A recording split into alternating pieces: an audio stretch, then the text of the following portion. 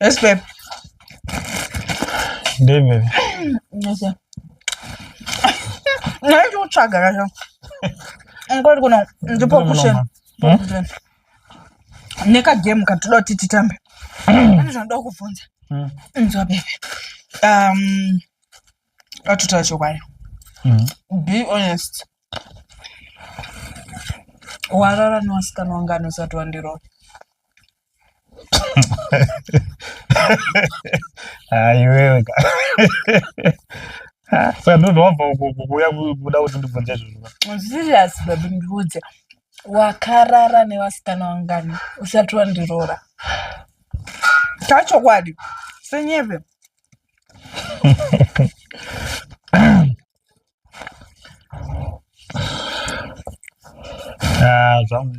Zvechokwadi zvemashuwa-shuwa chandisingakunyeperi.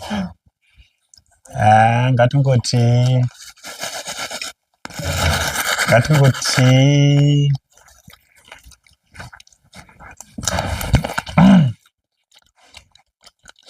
sikiste wanosvika.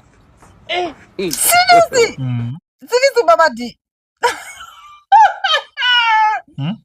Seriously? 55, 60. 60. Vese?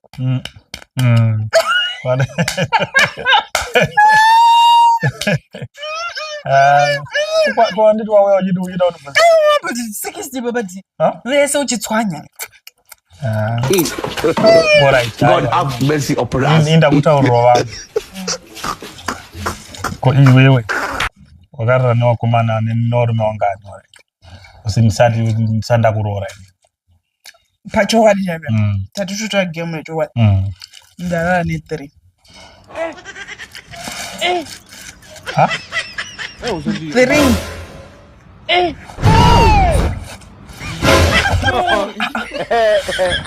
Yo, uri serious here? Uri chiko? China iba. Ndokubvunza kati uri kuti chiko? Uri kuziva zvarutaura here? 3. 3. What is 60? 60. Iwe maidika iwe kati. Ndokudzemura iwe. Niyo baba. Aiwa mwatoromo kuita sokutoroti iwe. Wakara aiwa maidika. Wakarara nevarume 3. 3 usati waneni. Iwe wechifoka. Come on man. 3.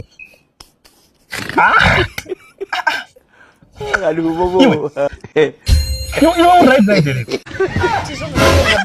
Iwe wati 60 indangoti 3 zvakutongenda ti kaka batika inini iwe uruza ndiri murume here. Kumuna murume zviri nomawaka icho zvinowani kaka. Iwe 3 my D 3. 3. Wakati ugara wanitaurira kudhara kuti wakarara nevarume 3.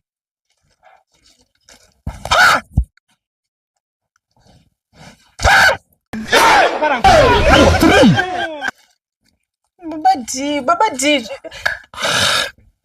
Zvimwe zvacho zvinongoda kungonzwisisa babadi. Kunzwisisa maidhikwe kuti iwe unorara nevarume 3 wewe.